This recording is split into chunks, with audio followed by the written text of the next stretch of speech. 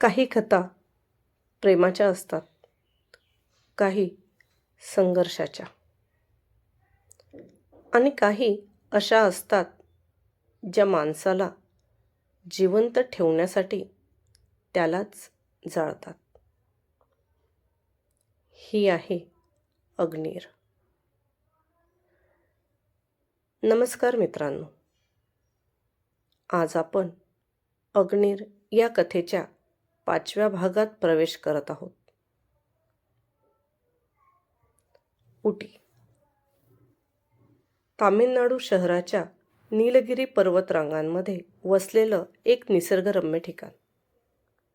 दक्षिण भारतातील उटी हे पर्यटन स्थळ लोकांना आवडते पर्यटन स्थळ आहे. या हिल स्टेशनवर अनेक धबधबे, टेकड्या आणि हिरवळ मनमोहून टाकते. उटीपासून 10 किलोमीटर अंतरावर असलेला दोडा बेटा शिखरावर अनेक साहसी उपक्रम राबवले जातात. या हिरव्यागार भागात पर्यटक क्रिस्टल वॉटरफॉल हा धबधबासुद्धा पाहू शकतात. येथे येणारे पर्यटक ट्रेकिंगही करतात. उटी हे ट्रेकिंगसाठी खूप खास ठिकाण आहे. दक्षिण भारतात अनेक सुंदर चहाच्या बागा आहेत. उटी येथील चहाच्या बागेला सुद्धा पर्यटक आवर्जून भेट देतात. उटीमध्ये मराठी भाषिकांची संख्या फार कमी आहे, पण मला तमिळ येत नसल्याने मी इथे मराठीतच अनुवाद करणार. किलबिल प्राथमिक विद्यामंदिर. जय शारदे वागीश्वरी. छोटी छोटी मुलं अंगणात झाडाखाली हात जोडून उभे होते. त्यांच्या शिक्षिका त्यांच्यापुढे उभं राहत एक ओळ म्हणायच्या. त्यांच्या मागे ते मुलं देखील म्हणायचे, प्रयत्न करायचे. शारदा देवीची प्रार्थना करून मुलं आपल्या वर्गाकडे निघाले, तर मध्येच एक छोटी मुलगी धक्का लागून पडली. तिच्या पायाला खरचटले आणि ती रडत होती. तोच त्या शिक्षिका तिच्याकडे गेल्या. बाळा, रडू नये, तुझ्यात खूप ताकद आहे ना. तू सकाळी दूध घेतलं होतं ना, मग एवढूशाने काही होत नाही. चल, मी तुला पट्टी लावून देते, टीचर म्हणाली.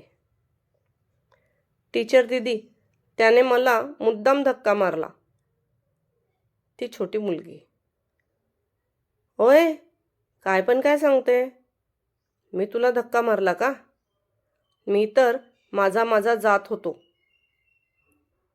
तो मुलगा म्हणाला. बरं भांडू नका. तू जा रे क्लासरूममध्ये, मी येते. सगळ्यांना होमवर्कच्या वह्यावरती काढून ठेवायला सांग, टीचर म्हणाल्या. ओके टीचर दीदी, तो मुलगा म्हणाला.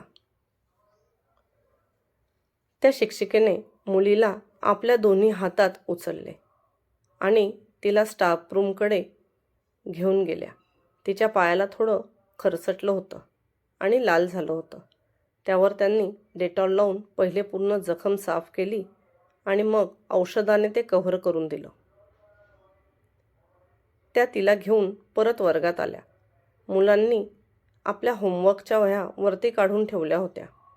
त्या त्यांनी त्यांच्या टेबलवरती सर्वांना जमा करायला लावल्या. तर आज आपण भाषा मराठी भाग 2 शिकणार आहोत. चला तर आपली पुस्तकं वरती काढा, टीचर म्हणाल्या. त्या टीचर मुलांना मन लावून शिकवत होत्या. मुलं देखील त्यांनी सांगितलेलं व्यवस्थित ऐकून घेत होते. मध्ये मध्ये त्या मुलांना प्रश्न विचारत होत्या. त्यांच्या आकलन शक्तीनुसार प्रश्नांची उत्तरं देत होती आणि नवीन प्रश्नही विचारत होते. तेवढ्यात शाळेच्या पिऊनने येऊन त्या टीचरांना प्रिन्सिपल कॅबिनमध्ये बोलवल्याचा निरोप दिला. टीचरांनी मुलांना थोडा अभ्यास दिला आणि त्या कॅबिनकडे निघाल्या. मे आय कम इन सर? हो, या मिस कुलकर्णी, या, बसा. तुम्हाला तर लक्षात आलेच असेल की मी तुम्हाला इथे का बोलवले ते, प्रिन्सिपल म्हणाले. सर, मला अजून थोडी मुदत हवी होती, टीचर प्रिन्सिपलांना म्हणाल्या. हे बघा मिस कुलकर्णी, मी माणुसकीच्या नात्याने तुम्हाला इथे नोकरीवर ठेवून घेतले, पण शाळेचे काहीतरी नियम आहेत, ते मला जास्त दिवस नाही लोटता येणार. ह्या महिनाअखेरपर्यंत तुम्हाला तुमचे डॉक्युमेंट मला आणून द्यावेच लागतील, प्रिन्सिपल म्हणाले. पण सर, तुम्ही सांगितलेले स्टडी डॉक्युमेंट तुम्हाला ऑनलाईन सबमिट केलेच आहेत. इतर डॉक्युमेंटसाठी मला मुंबई जावे लागेल. तेच इतक्यात शक्य नसल्याने मी तुम्हाला थोडी मुदत अजून वाढवून मागते, कुलकर्णी म्हणाल्या. अहो, तुम्ही जे शैक्षणिक डॉक्युमेंट सबमिट केले त्यावर कुलकर्णी आणि जे इतर काही डॉक्युमेंट आहे त्यावर सरनाईक असं लिहिलेलं आहे. मला एकाच व्यक्तीची अशी 2 वेगळी वेगळी नावे, कागदपत्र संस्थेला कशी काय दाखवता येतील? तुम्ही जरा माझ्या जागेवर राहून विचार करा. गेले 6 महिने तुम्ही इथे शिकवत आहात आणि या 6 महिन्यात माझे तुम्हाला खूप वेळेस डॉक्युमेंटसाठी मागून झाले. पण आता नाही.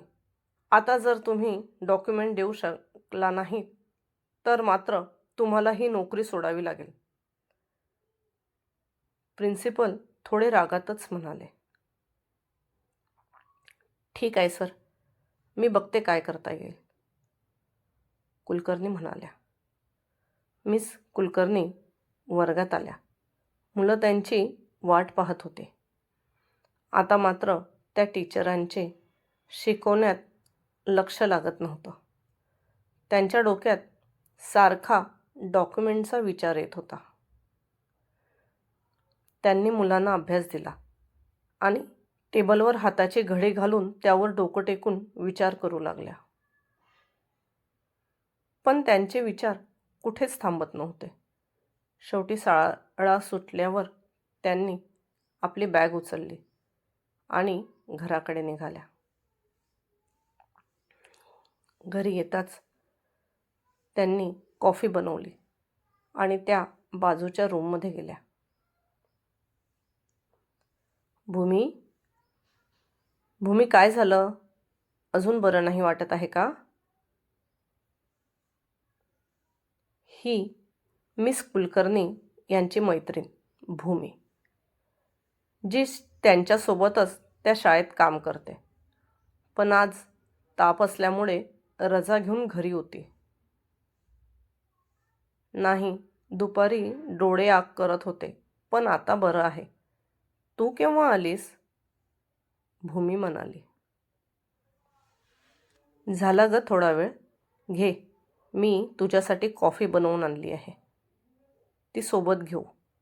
मग हलका हलका दाल राईस बनवते, कुलकर्णी काळजीने म्हणाल्या. दोन्ही कॉफी घेत होत्या. भूमी तिच्या चेहऱ्याचं निरीक्षण करत होते. भूमीला तिच्याकडे बघून लगेच जाणवले की ही काहीतरी विचारात आहे. नीरा, काय झालं? काही टेन्शन आहे का? भूमी म्हणाली. टेन्शन तसं नाही ग, पण तेच आपलं डॉक्युमेंट. नीराने तिला एका वाक्यात टेन्शनचं कारण सांगितलं. मग काय करायचं ठरवलं आहेस? तुझ्या इतर ठिकाणांच्या नोकरीप्रमाणे ही नोकरी देखील सोडणार का? भूमीला आता नीराची काळजी वाटू लागली. सोडावीच लागणार भूमी, आणि नोकरीच नाही तर मला ओटी देखील सोडावी लागेल. नीरा असे म्हणताच भूमीच्या चेहऱ्यावर काळजी आणि आश्चर्याच्या छटा उमटल्या. का? आता काय झाले?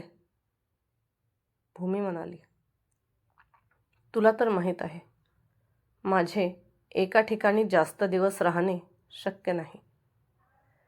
आणि आता तर मला इथे येऊन वर्षापेक्षा जास्त वेळ झाला.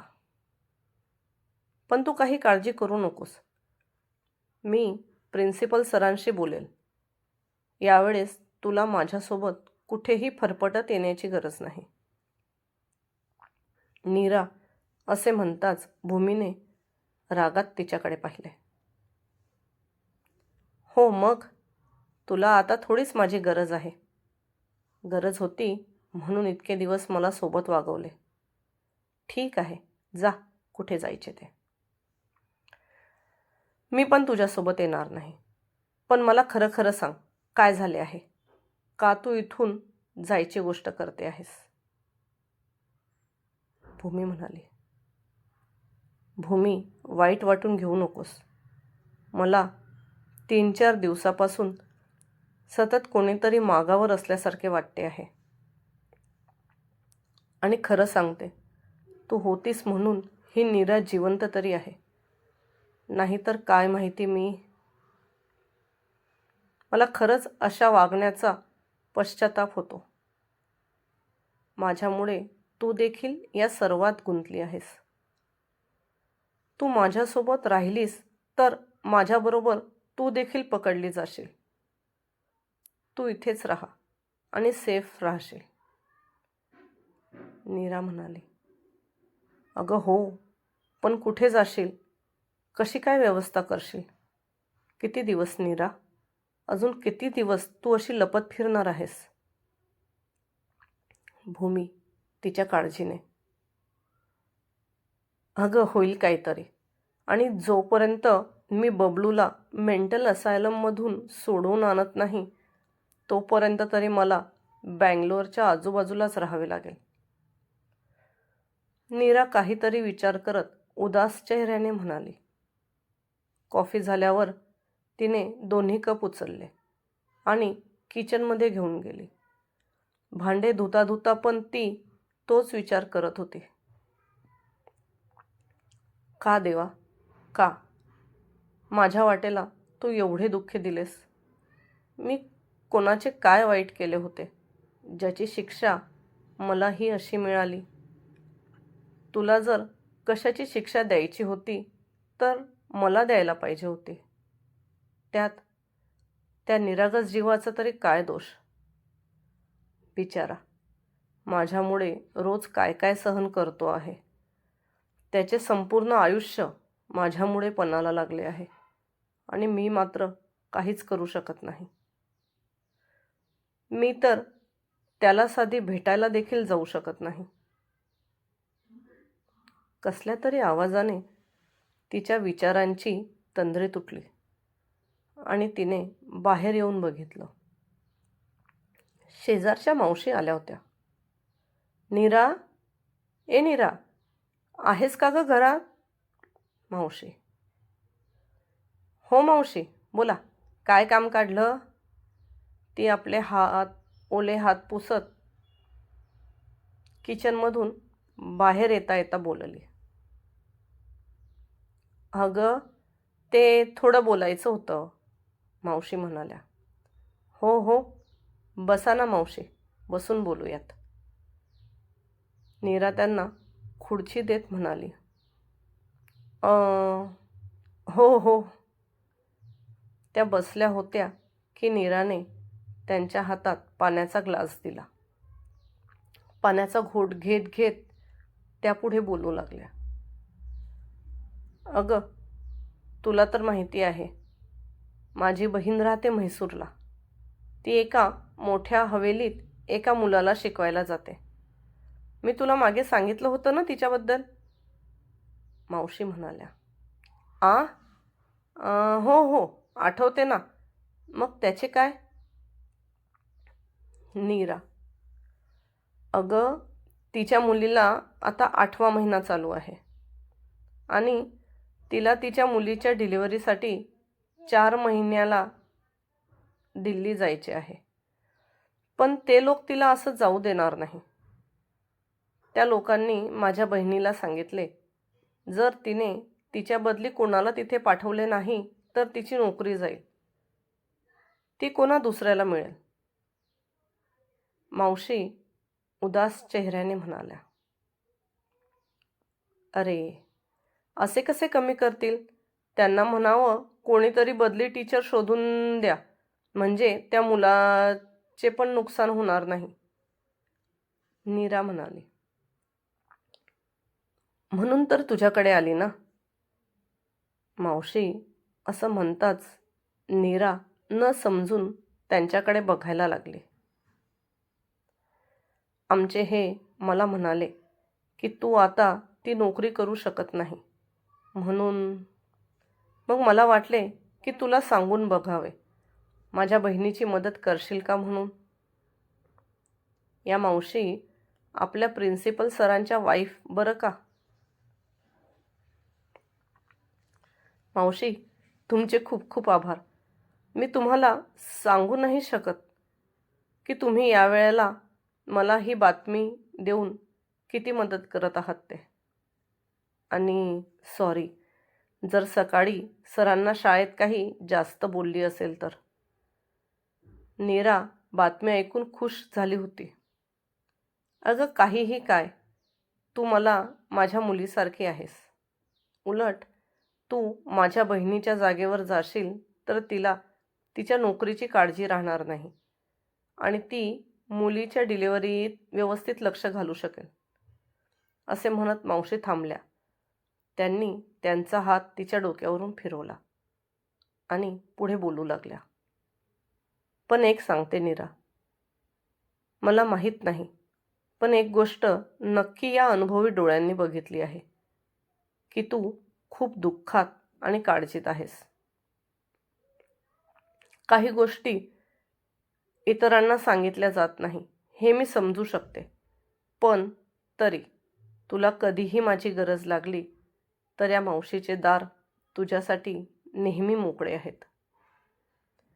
तसेच तिथे तुला काही डॉक्युमेंट लागणार नाही, पण माझी बहीण आल्यावर मात्र तुला तिथून जावे लागेल. मावशी तिची काळजी करत होत्या. मावशी, तुम्ही काही काळजी करू नका. 4 महिने माझ्यासाठी भरपूर आहेत आणि मी लवकरच तिथे माझी सगळी व्यवस्था करेन. फक्त एक विनंती आहे. नीरा म्हणाली. काय ग? निसंकोच सांग. मावशी, जोपर्यंत माझी व्यवस्था काहीतरी व्यवस्थित होत नाही तोपर्यंत भूमीला इथेच राहू द्या. इथले रेंट मी वेळेवर पाठवत जाईल. नीरा म्हणाली. हे पण काय विचारणं झालं? राहू दे तिला इथे, ती पण माझीच आहे. जर तुझ्या डॉक्युमेंटची व्यवस्था झाली तर नक्की इकडे परत ये. मी हवं तर सरांना सांगून तुझा जॉब राहू देईल. मावशी म्हणाल्या. नको मावशी, माझ्यामुळे विद्यार्थ्यांचे नुकसान नको. मी लवकरच काहीतरी व्यवस्था करून भूमीला तिकडे बोलवून घेईल. मावशींनी नीराला आश्वस्त केल्यावर सध्या तरी तिला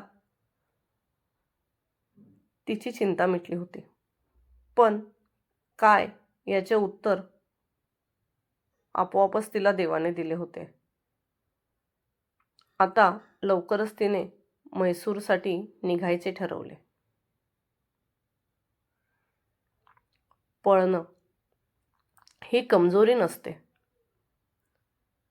कधीकधी तेच जगण्याचं एकमेव शहाणपण असतं. मित्रांनो, अग्निर कथेचा हा 5वा भाग तुम्हाला आवडला असेल तर लाईक करा, चॅनलला सबस्क्राईब करा आणि पुढील भागांसाठी आमच्यासोबत राहा. धन्यवाद.